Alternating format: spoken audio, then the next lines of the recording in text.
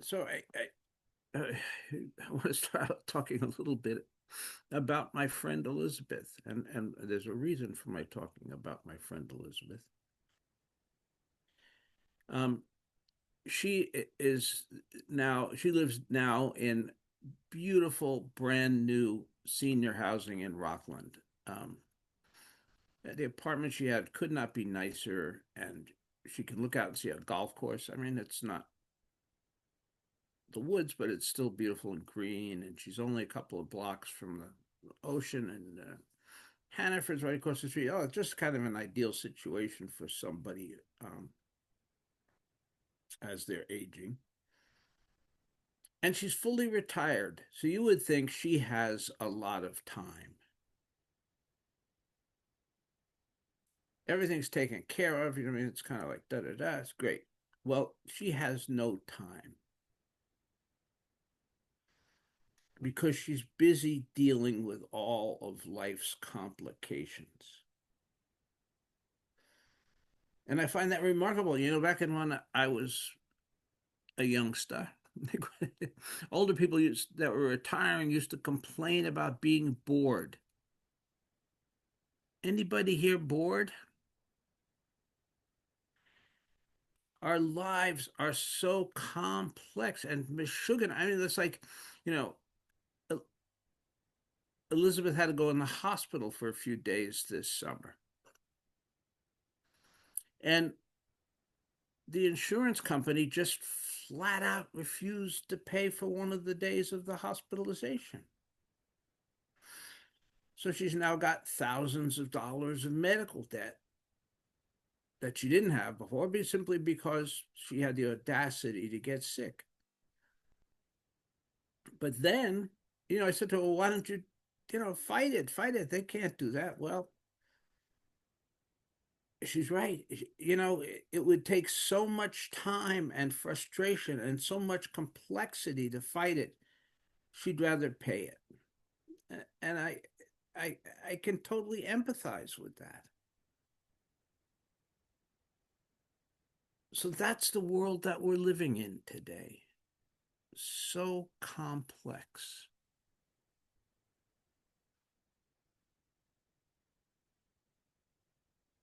And that's what our lives have become to a great extent. Is just trying to keep our heads above water amidst all the complexity.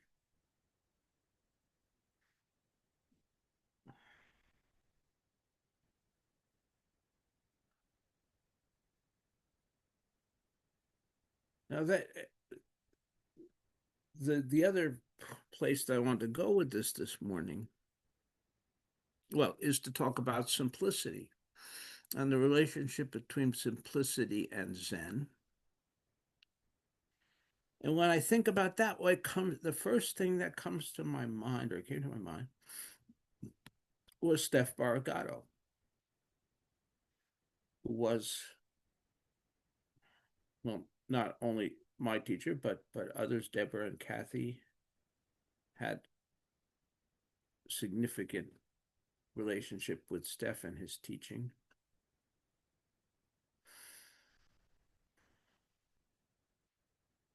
And Steph was all about simplicity.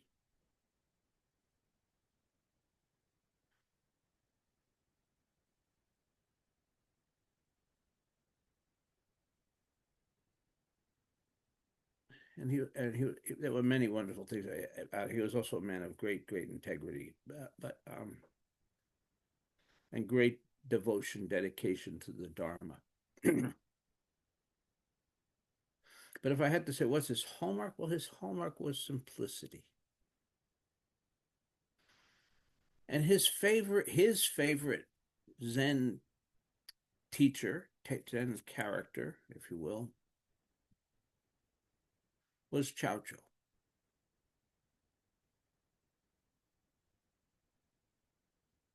And Chow Chow, of course, was a teacher in the Tang Dynasty.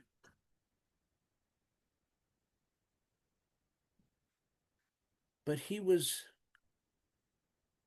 unlike many of the teachers in the Tang Dynasty China had enormous sanghas. And when I say enormous, like 1,000, 1,500 students, and they would all assemble to hear the talks. And they had, I'm going to say, magnificent temples on the mountains, kind of thing, and so on. Chow Chow had a dozen students at the most.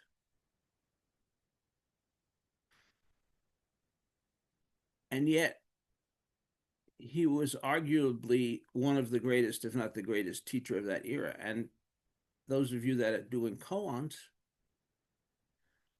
seek Chow Chow continually. I think there are more Chow Chow, more. Well, there's a whole book called Chow Chow koans. But in the other collections, in Serenity and Blue Cliff Record and so on and so forth, Chow Chow appears probably more than any other teacher. So he's had, in spite of this man having what would have been a relatively obscure and small sangha, he had outsized influence on the history of Zen.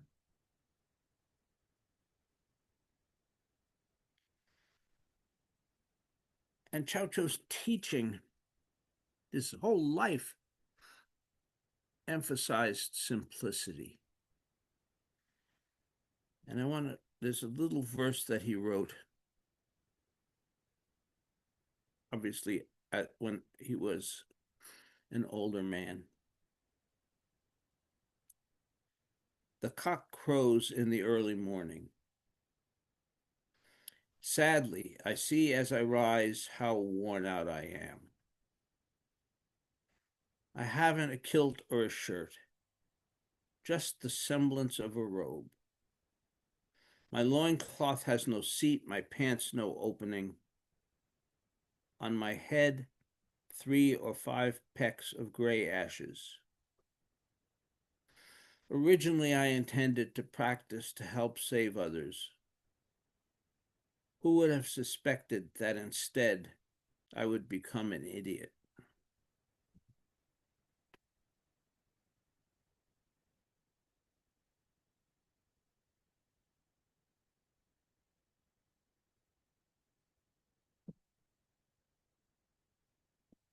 I just think that's such a wonderful, wonderful, wonderful glimpse of this man who, again, was one of the greatest Zen teachers of his era, of the era, because Tang Dynasty, China was undoubtedly the greatest flourishing of Zen ever.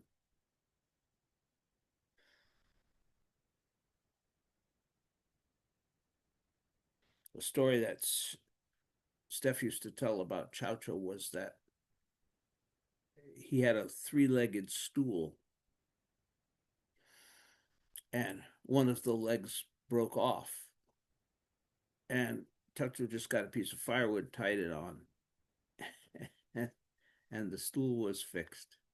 They say that the roof in his temple leaked. He didn't care.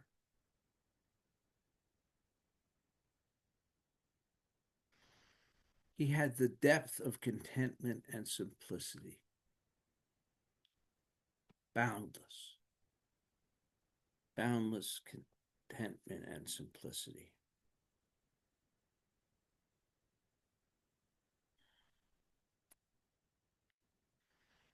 And Steph admired that greatly, as do I.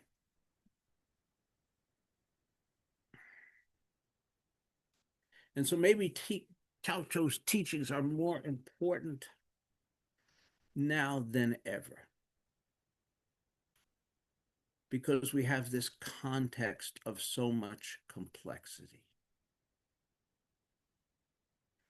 We have this context of so many things demanding our time and our energy, demanding our money, endless demands.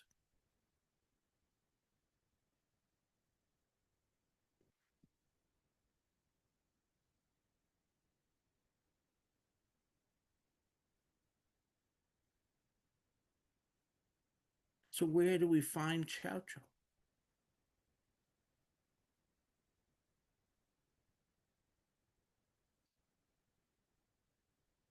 Where do we find simplicity?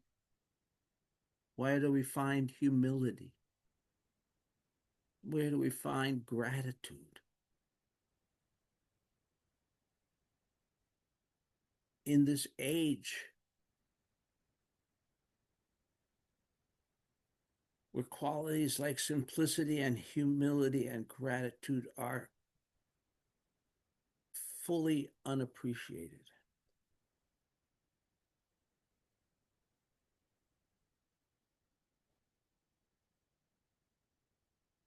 Where obsessive narcissists rise to the highest position in our land and define our lives.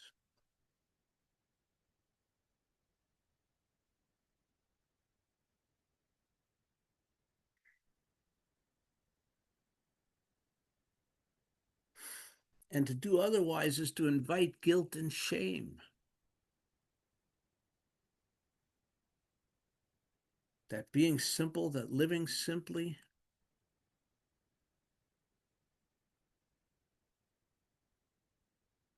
is problematic.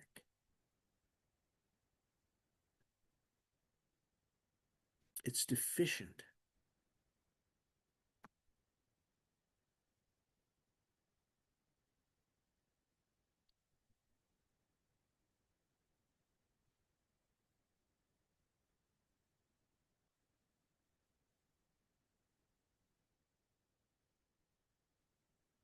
And those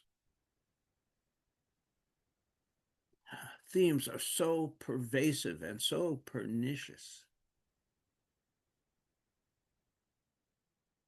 that to do otherwise, we can feel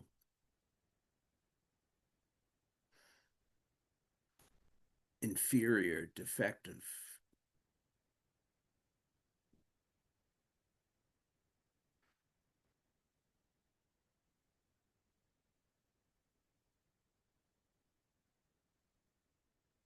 There are chow-chows in our world today, but do we hold them up?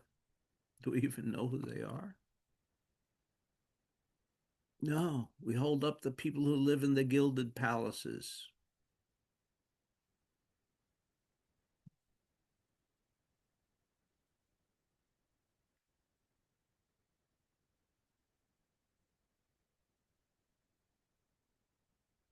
And if we don't, there's something wrong with us.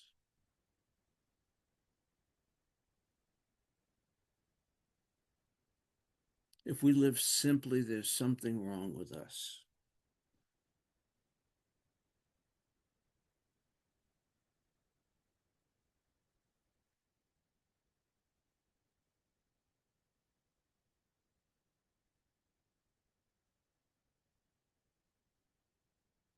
So I think one of the many challenges that we all face is how can we incarnate that in our lives?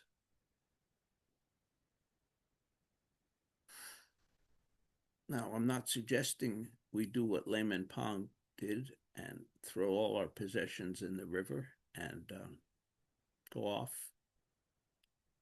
as wandering Chan monks. I don't know. Deborah, how close are you to the Winooski River?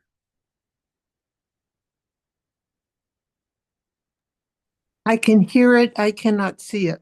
Oh, well, but close enough to throw your possessions in if you decide. Yes, yes, yes.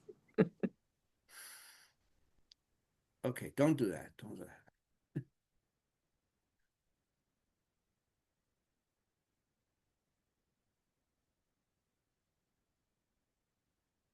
Yeah.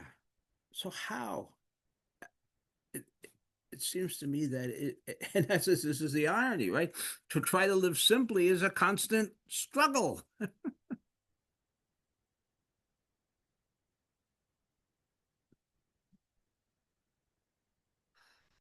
try to shed some of the complexity that allows us to have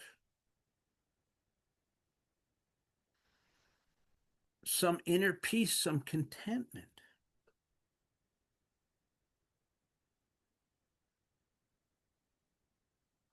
is almost more complex than just living with it.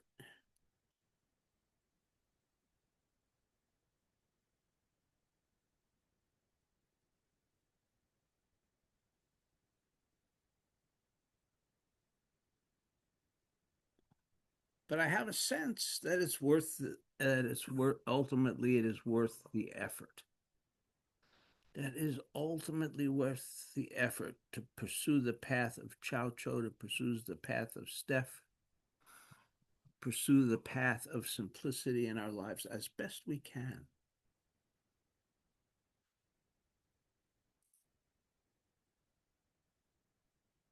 To step off the merry-go-round is too nice a word for it, the squirrel wheel that we're all running on all the time.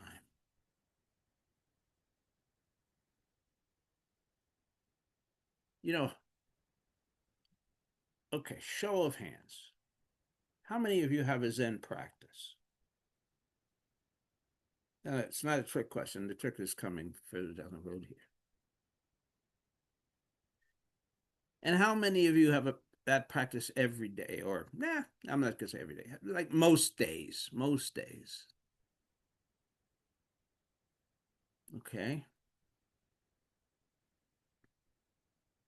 Now, how many of you have to put that in a little box, kind of separate from the rest of your life in order to keep it from being run over by the train of everything else that's going on?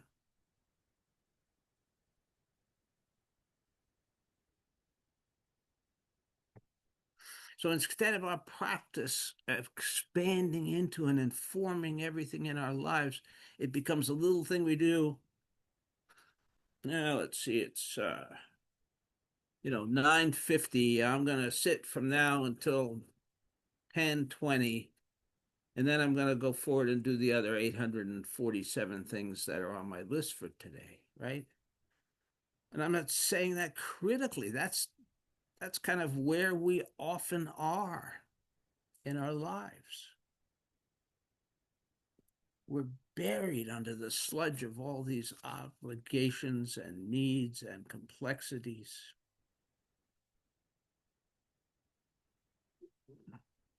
And by the way, if you have a few free minutes, just take a look at what's going on in the world.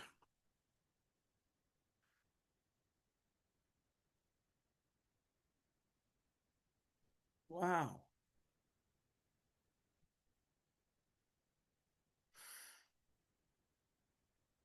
So what this then leads me to think is, like it or not, simplicity needs to be intentional. It needs to be a deliberate thing that we cultivate in our lives, hopefully in a manner that doesn't make it even more complex and stressful than it already was.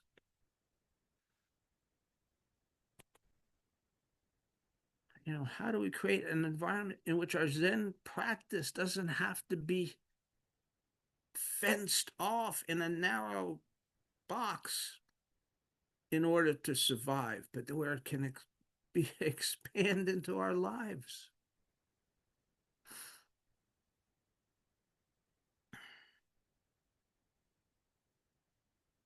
Simplicity.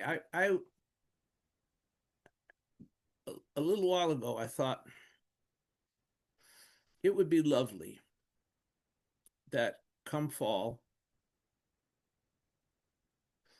if I created a situation, a little coffee clutch, and people could come here to my cabin on Saturday mornings, and we'd sit and we'd drink some coffee and talk, just be neighbors, be friends, be part of a community.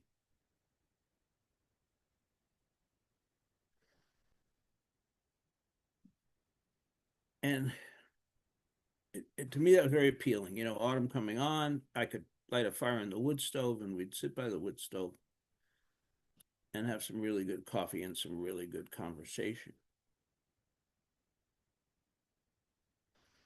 Well, then I went and talked with a person in town. I don't, I'm trying to say this in a way that I won't talk about who she is.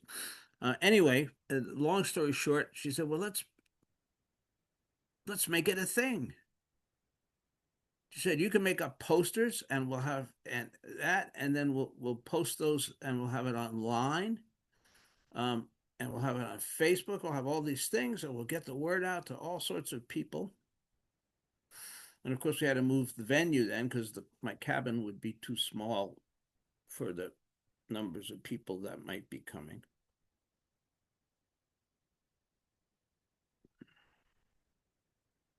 And initially, I thought, "Oh, great, okay, I'll go home. I'll start working on um, the flyer, the poster, whatever."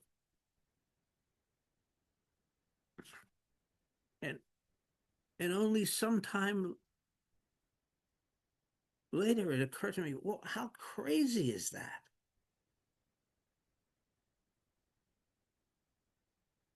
The whole idea is to have a simple time when a few neighbors can get together and drink coffee and talk and relate as human beings. And all of a sudden, we've got flyers and people signing up online, and all of those things.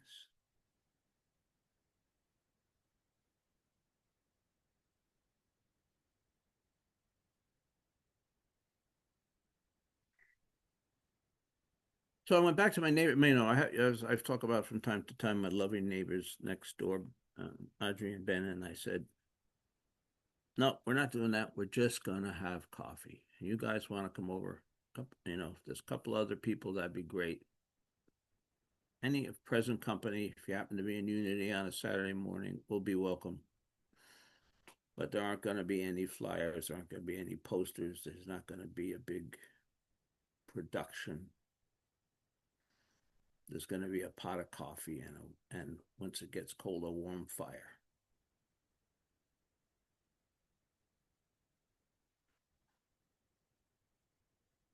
But to me, in a sense, it was kind of a good example to me, a good lesson to me about how quickly something could go from a simple idea to a complex, messy undertaking in a heartbeat.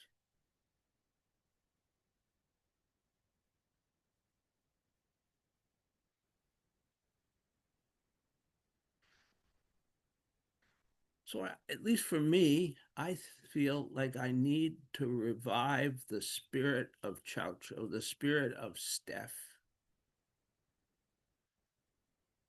and not make the things in my life more complex,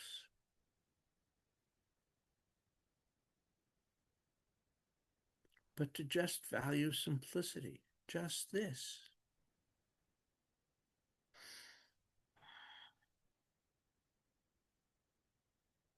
So I have a little koan that usually I begin with them. I'm going to close with this koan, I think, kind of.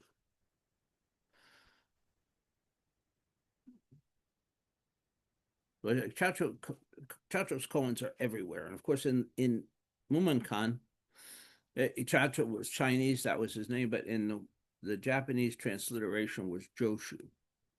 So if you're looking in the Mumonkan, he appears as Joshu. And I tend to translate it back because Chacho was his name. Anyway, the case, a monk asked Chacho in all earnestness, "I have just entered this monastery. I beg you, Master, please give me instructions." Joshu asked, "Have you eaten your rice?" Or I call him Joshu. Chacho asked, "Have you eaten your rice gruel yet?" The monk answered, "Yes, I have." Chacho said, "Then wash your bowls." The monk attained some realization. Now, there's several ways of understanding this koan. There's a couple of more. Well, I won't say the conventional ones. There's certainly the one. There's certainly the one that's suggested by um, Yasutani Roshi, Yamada Roshi, rather, who you may know is the editor of this Gateless Gate collection of koans. But who the heck is he to have a different understanding than mine? And the way I like to see this koan, there's a couple of metaphorical ways of understanding this koan. But I don't see Chaucho as a metaphorical guy. Chaucho, in my view, was straight ahead, just this, just this.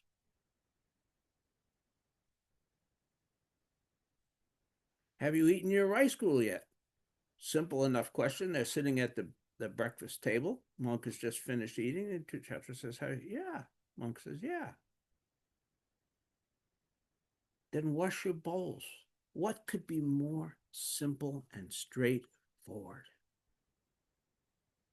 We like to make things. The fact is, we are addicted to the complexity. We like the complexity. We like sophisticated explanations. Most of us have gone to school for many years to create layer upon layer of that complexity.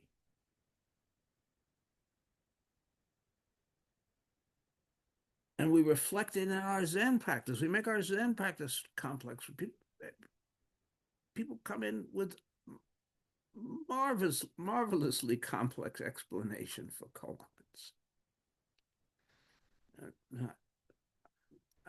I did the same thing because our intellects are trained from infancy to invite complexity. We reward it. If you're good enough at it, we're going to make you a college professor. No, no insult to college. But it's true. That's what the, the that's what academia is about: complex explanations for simple problems to some extent. We reward it.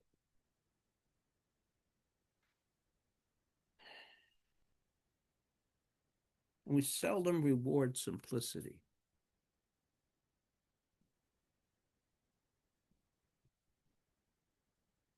We don't give a Nobel Prize in being an idiot like Churchill was. Right? Which I have to say, that just reminded me of the fact that our president is coveting the Nobel Peace Prize, which is just extraordinary. Anyway, I'm not going there. Not going there.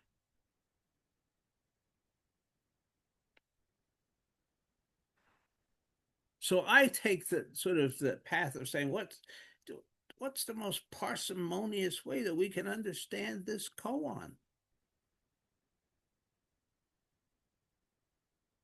Have you eaten your rice gruel yet? Then wash your bowl. Isn't that the story of our lives?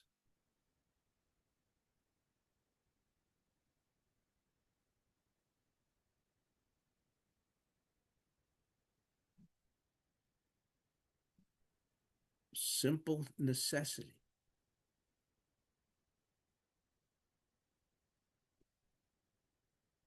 We eat, we wash.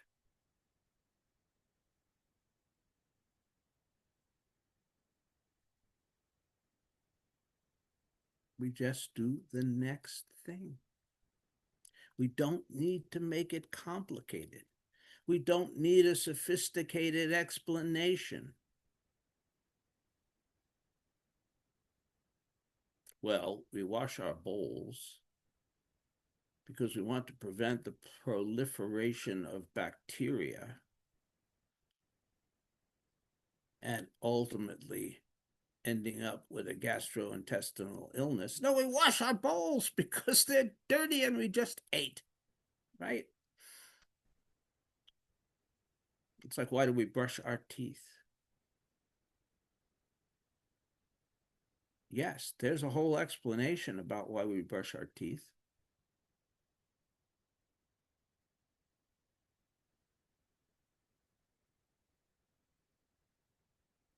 But the practical reality is we brush our teeth because we brush our teeth. We wash our bowls because we ate our breakfast. There's a simple way of approaching it all.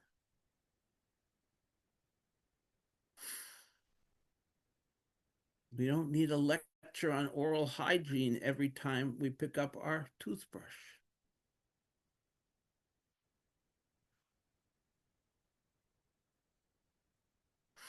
So I'm saying this to you all, but I'm also saying it to me because I need this this talk as much as anybody. Oh, Kathy, you know this one. Kiss. She smiles, so she probably does. Keep it simple, stupid, or keep it stupid simple, whichever one you prefer. Right? That's a said that appears around the AA rooms from time to time because it's said that that's a simple program for complex people. Right? We want to make everything complex, and we need to make it simple. And especially in these times, if we want to retain a semblance of our sanity, of our lives, of our time, of our health, of our well being, we need to keep it simple. Thank you.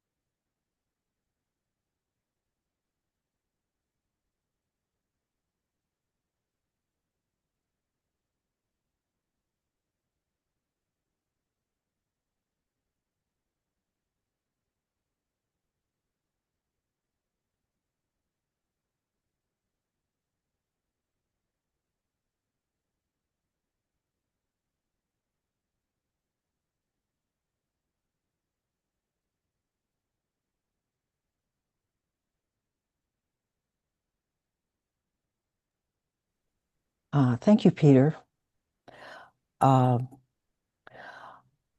I First I'll kind of start with a comment on the koan because it I had a comment to make about that wash your bowl um, because I think that uh, is consistent with what you were talking about just a few minutes before of finding time to your half hour, whatever, to sit. Oh, this is my time to sit. Want to make sure I schedule that before I go off and do this, and the other. And I I think that what we forget about our practice on the cushion is that the only reason we're doing it is so that we can take it off the cushion, so that we can bring that in our lives, which I think is the present, the just being here in this moment and letting go. And I, while I can quote that, well, that's what we do, we just take our practice off the cushion. I also recognize that it's really difficult to do. But I do think that that koan is kind of saying that washing your bowl and eating your breakfast and all that is your practice, as long as it's not in a little box. Now I do this, now I do this, now I do this. Um, so that's just a comment on the koan. Um, and and simplicity is something that I have thought about uh, quite a bit recently. And The reason being that, well, let's see how far. I was just having a very bad and long bout of sleeplessness. And so I spent some time really sitting with that and trying to go uh, deep to, what's my body telling me? What's going on? And the message that came to me was simplicity. You need simplicity in your life. And so I have been thinking about that quite a bit. And the uh, one of the difficulties that I find, and when I tried to do something with that message that I felt like I was receiving, I, look at my calendar and look at what's going on, and I have a lot of commitments that are helping people. And how can one be on the bodhisattva path of helping people um, and maintain simplicity? And I guess it means this is the conclusion I came to. It means disappointing people.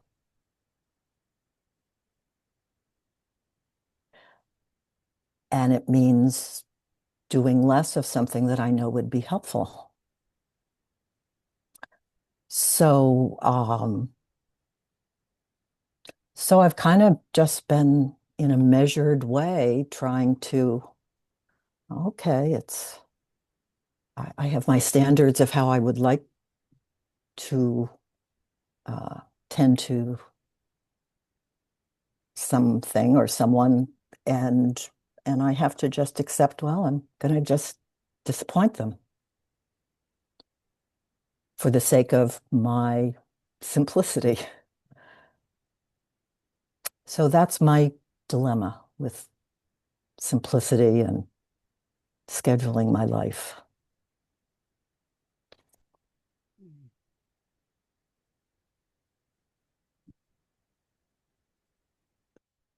Thank you.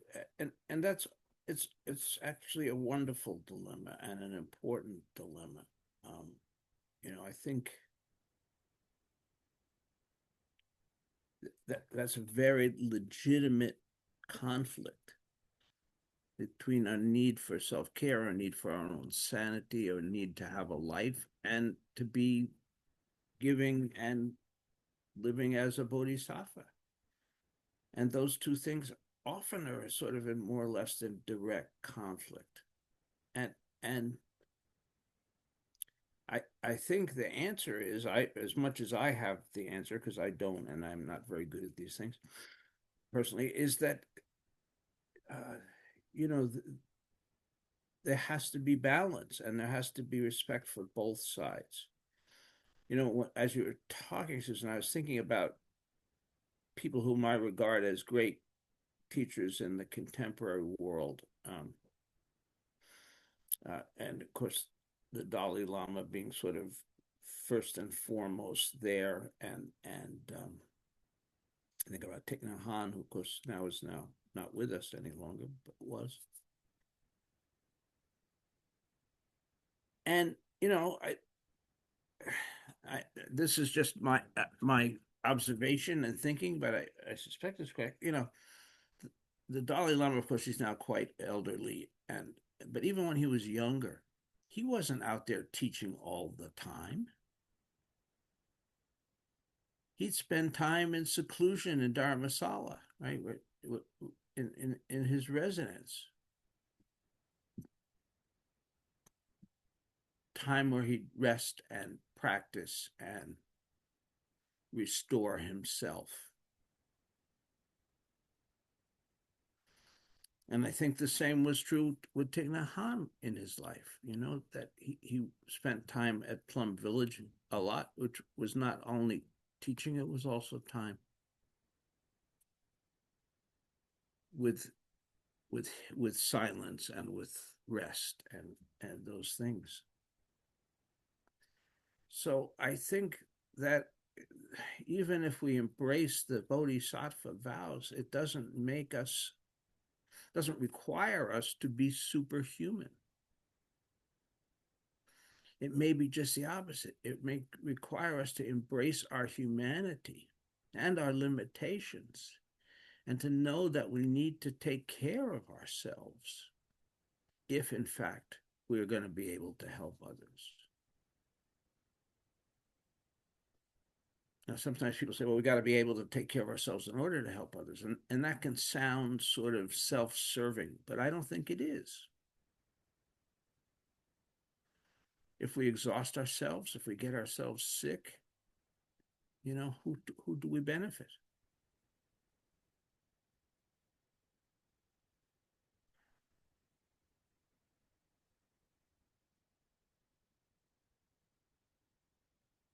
So I think that the concept that we need to hold in along with simplicity is balance. And also in the context of our lives and who we are.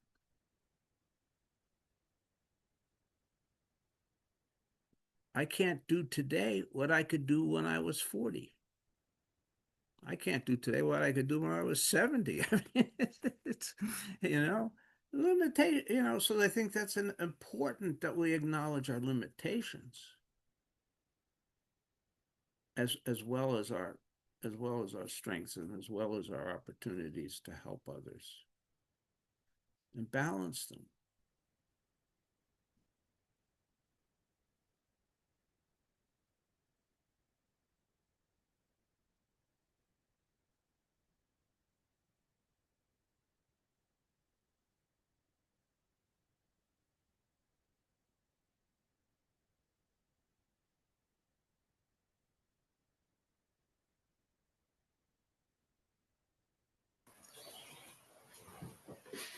Good morning. I am just, I've had laryngitis for 2 weeks and I've been pretty exhausted. And I had been in Washington State at my niece's wedding, and I don't know, I picked up something being in the airports or in the planes or whatever. So my voice is really better now. Wow, for me, it's been a really moving talk, and your comments, Susan, because I feel like um, you're me. I could have said what you said, and it's something I'm coming to, about simplicity. My life is not simple, and it's wearing me out. Sometimes I have to get sick to make to recognize this. Many years ago, I had a therapist who said, "You need to break your leg so you'll stop."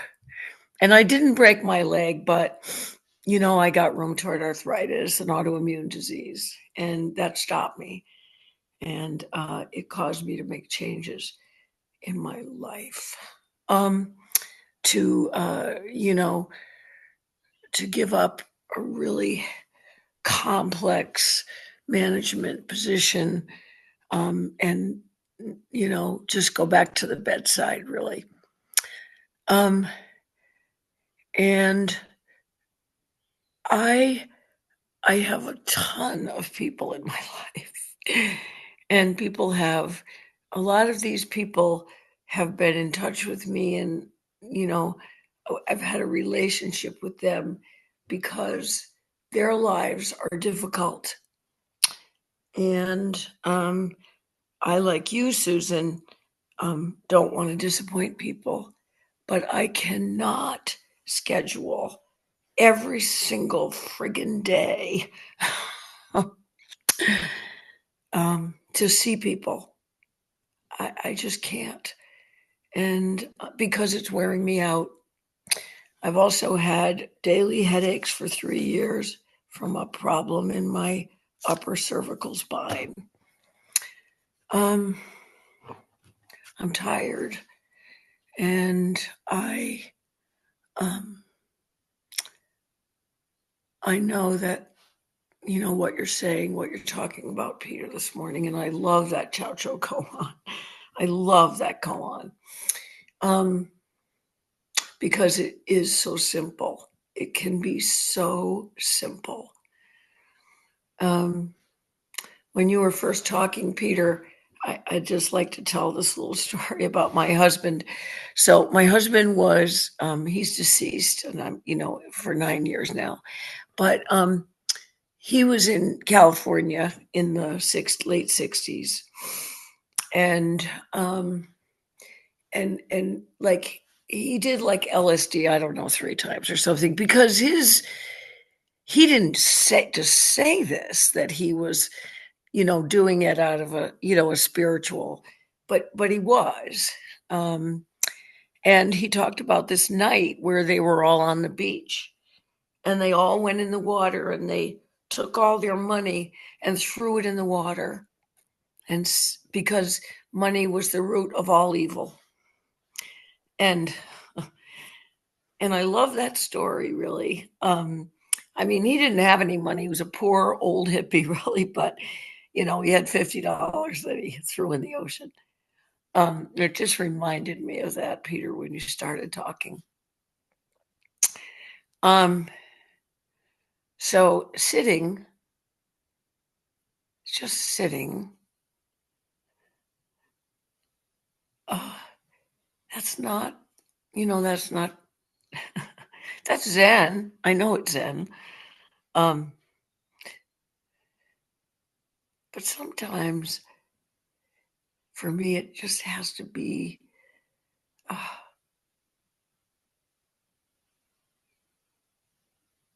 to be that. Um, and I'm, intending to quiet a lot of it down. I am so tired of uh, you know seems like every day I've got something I've got to fix, with a billing or it's exhausting. So I want a simple life right now. That's all I have. Thank you.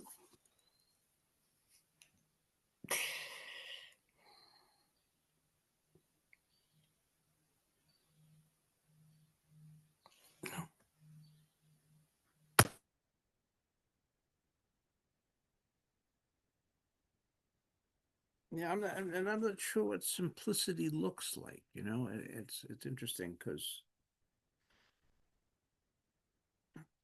as you know, I live here in this little cabin, and everybody thinks, "Oh, that's wonderful. You're in the woods. It's simple." I had to spend an entire morning this week cleaning my composting toilet, and I will spare you the details of that process.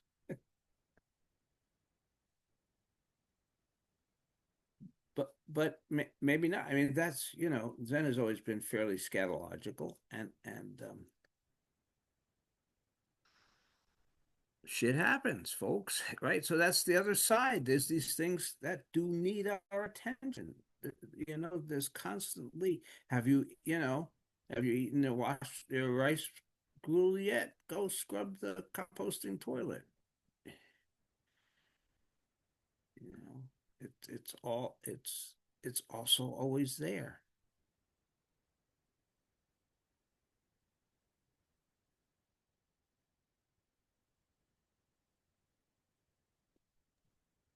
I feel like this has been profound discussions that I have something I have to bring up though. It's a little more mundane in terms of practice.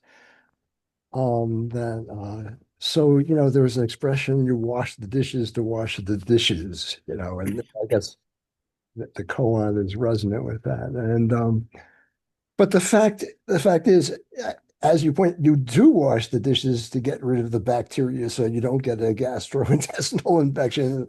Um, Otherwise, maybe you could just more quickly rinse them so they don't just look like they're ugly with stuff on them.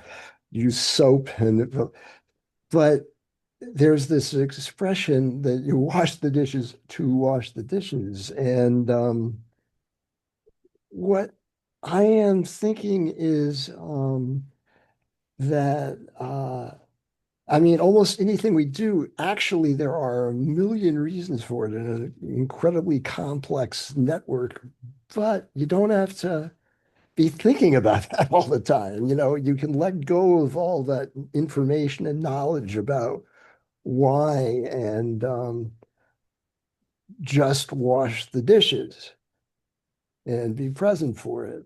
And so, I mean, I used to have confusion about it because it seemed like, well, we do have all these reasons we're doing everything, but and I think that that's sort of undeniable, but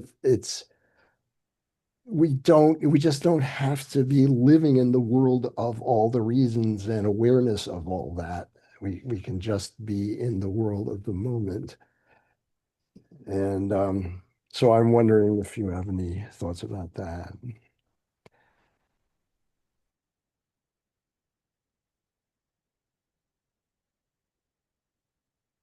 Yeah, yes. I mean, that the explanations are always there, the reasons are always there. It's whether we're living in those or we're living in the moment of the solution, and where does our energy go? I mean, we could back out of the example you just gave a lot of ways into more and more complexity and more details, and we could bring in physics, we could bring in all sorts of things to our breakfast bowl, but or we could take the sponge and wipe it out, and I think it's so to some extent, and I think you're pointing this, simplicity is a mental state as opposed to a physical reality. Whether we bring all that complexity to things or whether we just do them, just leap off the 100-foot pole every moment, every moment. I'm finding it a very wonderful morning, a very interesting conversation. Everybody's really adding to it, uh, and it's been helpful. Have a tsunami of paper around me, and I know that part of that is age. I was faster at this than I used to be, and it's now more burdensome and takes longer. And sometimes the tsunami chokes me, and I feel trapped by it. And there are things I really want to do, and uh, I consider rather major things that I am not getting to as I wade through the detritus of this time, this era, my stage perhaps, but particularly what's coming at me in the modern age. And the only thing that I have begun to do to stop this and to stay away from depression, which it can lead to very quickly, is to turn my attention on very minor things. Do some minor thing. Place the washcloth here. Take that over there. That's a piece of paper here. This has to go. This is a box. And simply accomplish very, very small tasks. For and if there's no really reason to give a reason, but one of them is simply that it makes you feel good because you've done something. You're not tied in a knot, and you can actually see what you've accomplished in these small things, and it gives you a little bit of a boost. The other thing is just exactly what Gary was bringing up, which is that I am approaching the objects in a mindful way, I don't want to get into mindfulness, but in a mindful way, not to connect with the object. But as I'm doing them, I'm thinking of my sitting meditation. How do I approach meditation? How am I doing this? And I'm really calling up the same feeling as I'm moving these objects around. So it becomes calmer, calms me actually, and is of some benefit. Anyway, thank you. Thank you. You know, I often refer to this koan of Dizang planting the fields, which is from the Book of Serenity, and I think it also speaks to exactly what you're talking about, Cal. Dizang asked Zwishan, "Where do you come from?" Zwishan said, "From the south." Dizang said, "How is Buddhism in the south these days?" Zwishan said, "There's extensive discussion." Dizang said, "How can that compare to me here planting the fields and making rice to eat?" Zwishan said, "What can you do about the world?" Dizang said, "What do you call the world?"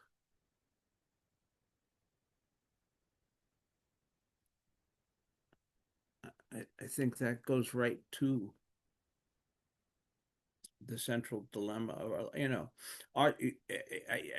You almost, Cal, you almost sounded like you were kind of dismissive of the small tasks. No, the small tasks change the world. Washing our bowls after we eat changes the world.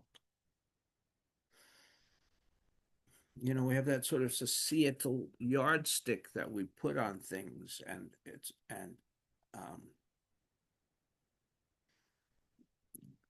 great tasks, great accomplishments. You know, running for office, writing books, becoming a billionaire, all of those things. And yet, I believe a truly fulfilling life is made up out of reshuffling the papers, sweeping the floor, whatever, you know. And that those simple things, if we allow them to be, can be extremely gratifying, and they are. And they're having an impact on the world.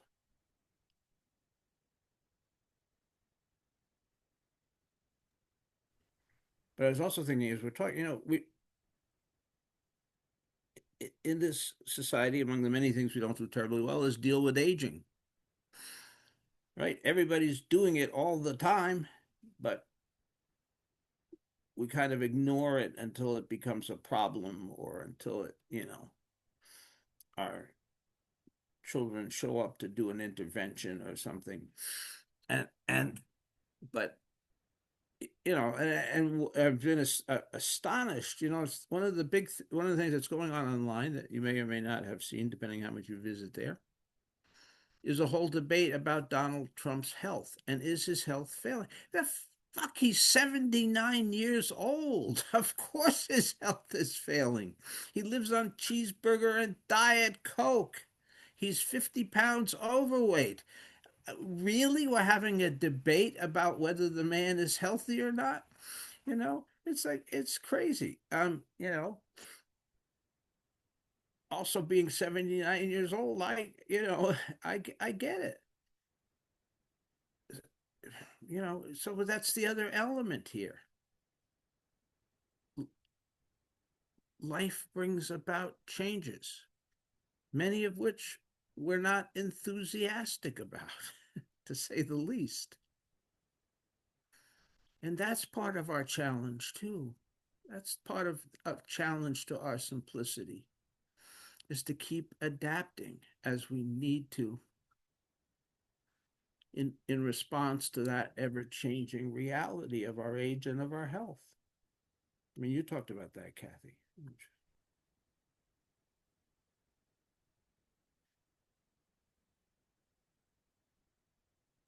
I mean, okay, what kind of incredible denial are we in as a society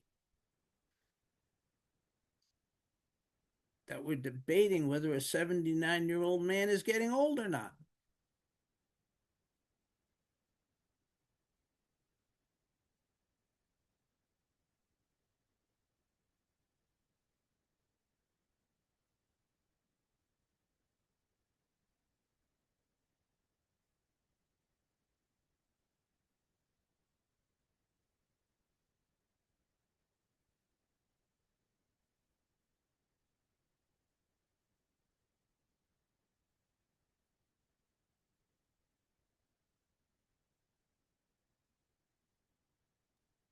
I thought I'd say something. I think, Susan, this is mostly in response to what you were talking about. How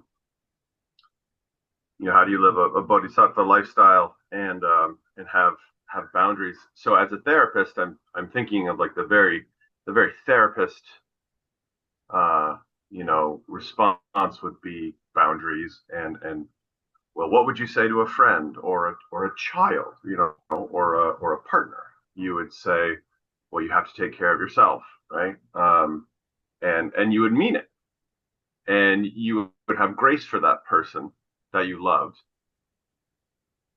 You'd have grace for them in their overwhelm and their need to take care of themselves, and that would be the advice you'd give them, and that's the advice a therapist would give to a client, and that's the advice we give to our loved ones. And so that's sort of the Western psychology view of it. But I think the Zen view of it is that there's also no difference between you and your child or your partner or anyone else that you're giving this grace to. I mean, that's what I think we forget often leading our everyday lives, is that part of Zen, which is, oh shit, that's right, it's all one. Because we pop out of that all the time. and have to excuse me, keep coming back and remembering that. And that's helped me extraordinarily on my journey, which is I can give so much love to my children and my dogs and my partner, but because I'm inside my skin suit here, it doesn't extend here. I should be this thing, I should be that thing, I don't deserve this other thing. Where I give abundance to everyone, I don't offer that to myself. And I think that's the antithesis of what we're doing here, right now, here, which is understanding that all, it's just all. So there's no difference between the love you give your daughter or your son and the love you give yourself, because there's just skin and bone and tissue that's there delineating a fake difference. And coming home to that, I think really has helped me with grace for self and love for self. There's no difference.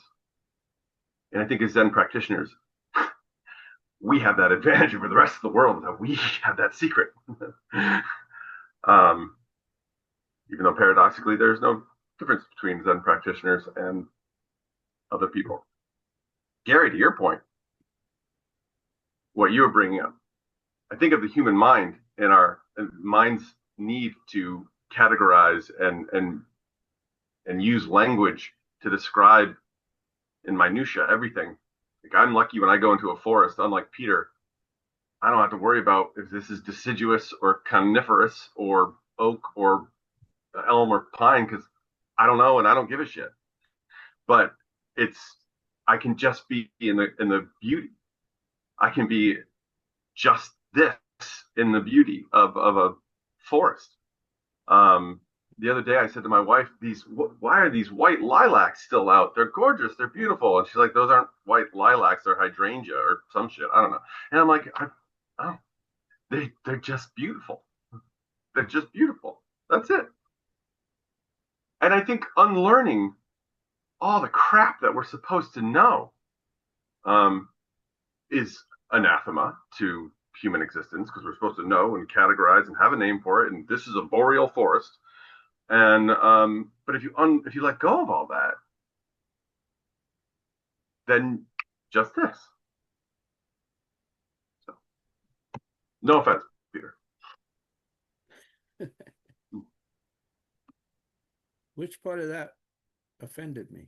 Well, because you know all the stuff about the plants and I'm the. trying my best. I'm trying to get it out of my head. It's stuck in there. I've been trying for 50 years. Don't learn something if you won't want to have to unlearn it. Uh, you know, yeah. Robert, I have a question. So, what you're calling grace, having grace, is that what I'm calling disappointing others? Well, I think like if you were talking to you have a daughter, right? Hmm. And she says, "Well, I'm running around with this commitment, this commitment, this commitment, this commitment." You would extend grace to her easily by saying, "Well, honey, you need to take time for yourself. You need to take care of yourself so you don't experience overwhelm." And you would say it and you would mean it. So you'd be extending that grace to her. But I think that we are not able to extend that grace to self, to say to self, okay, I need to cut down and instead of looking at it as disappointing others, it's me doing what I can do to take care of self, I guess. So I just think that the difference is that what we can give our loved ones with abundance, there is a artificial wall, so we can't extend that abundance to ourselves. And I think that's the problem of separation, of our delusion of individual lives, right? Is that others deserve it. Whatever I is, don't, which keeps us locked in this, suffering.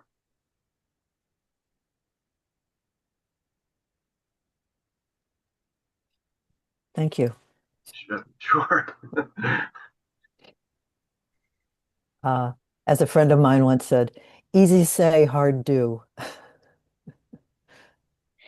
So I've had a really fascinating trajectory from my perspective, which is that I was able to give hugely to, to my patients, to the world around me in that sense. I've worked hard to be able to do that. And it was wonderful. And you did save their eyesight. And I got, It's it non. was wonderful. It was wonderful. It was great. I was blessed.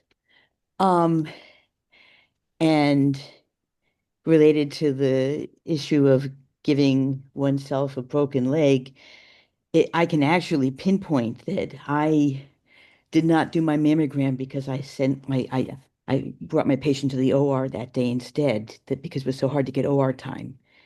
And I missed my mammogram by 9 months because I wasn't thinking about it. And that might be why I needed to have chemo, which is why I lost my mind. But speaking very succinctly, um, so I should have done the mammogram rather than that surgery because after my chemo, I couldn't do any more surgeries for anybody ever. Done.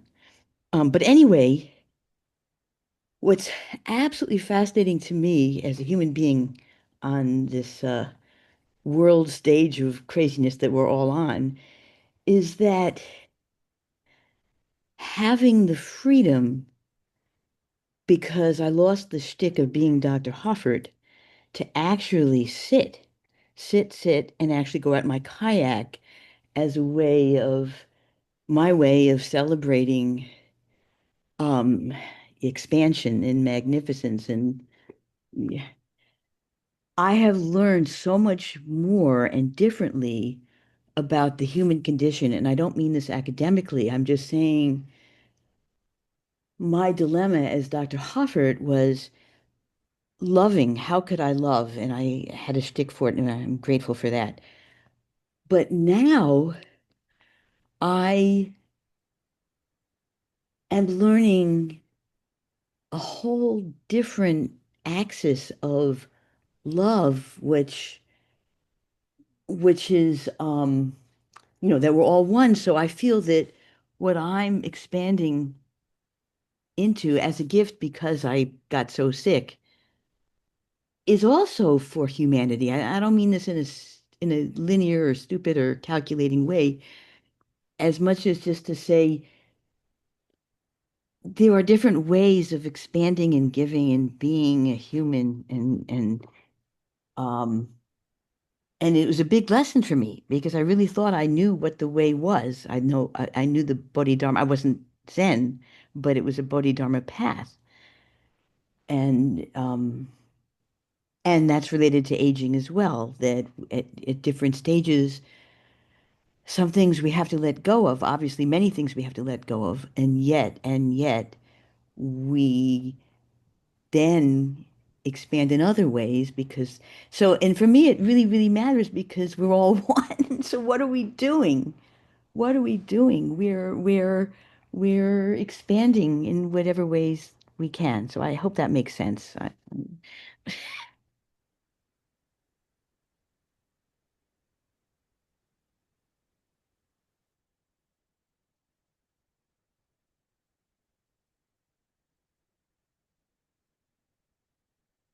Goes back to that fundamental question when Dijong is being challenged on the value of his hoeing.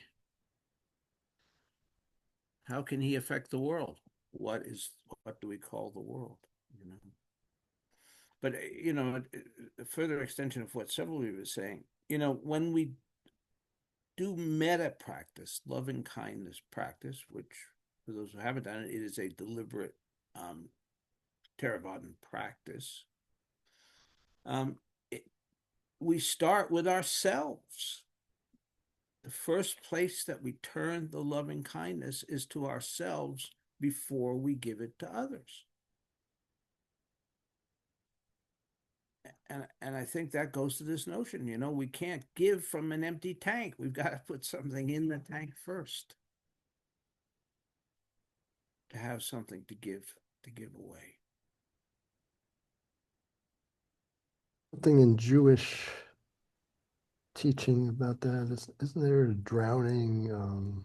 Oh yeah. There's a thing about this was always very, very difficult for me. If the boat is sinking, you're supposed to put the life jacket on yourself first. It's a very challenging thing. But the idea was you don't put the life jacket on others and drown. You put the life jacket on yourself and then continue. Also, in an airplane, you put the mask on Well, yourself that's first. Yeah. yeah, yeah. Yeah. But anyway, yeah. But anyways, but um for me, part of it was and is to remember that you don't always know, so to speak, what the giving is. So if you tenaciously adhere to a particular concept of what you're supposed to give or what that's supposed to look like or what is evolving, you might actually be constraining. In fact, I think you are constraining when you have a preconception. And that's certainly what was true for me. I had no idea that there was another axis of expansion that matters, that really, really matters. Because I was busy on one axis, which not a problem, but it's just there's more. There's more at the door.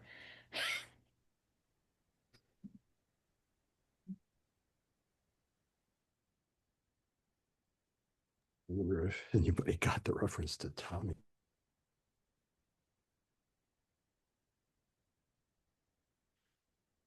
Oh, and I think that also goes to this notion that if we are open-hearted and open-minded,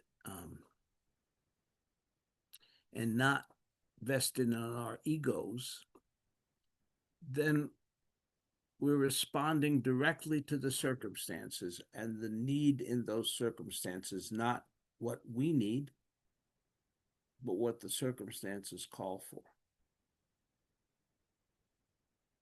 Right. So that's the other side. That's the going all the way back. That's what our practice, where our root of our practice should be, in my view, is opening ourselves up, opening our hearts and opening our minds so that we can respond to the world in the manner that it is called for, not in the manner that satisfies my ego or um,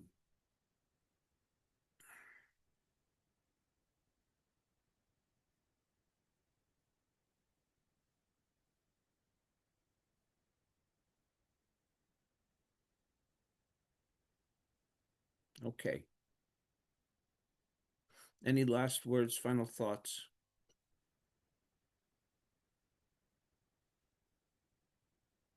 Before we adjourn, I hope everyone gets to get out and enjoy some of this beautiful, beautiful, beautiful day.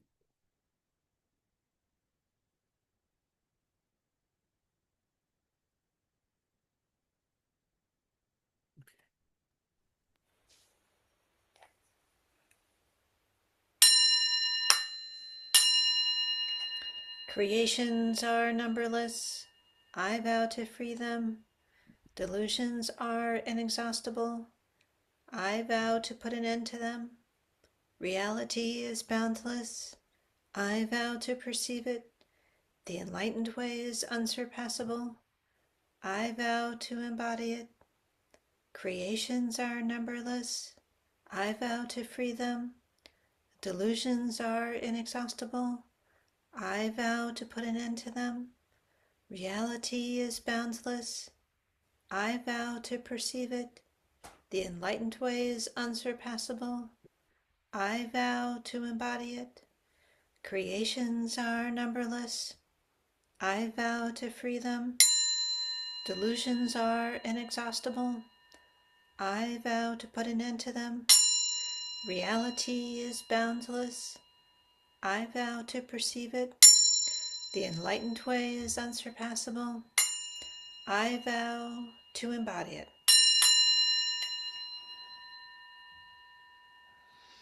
Everybody, thank you. Have a great day. Bye.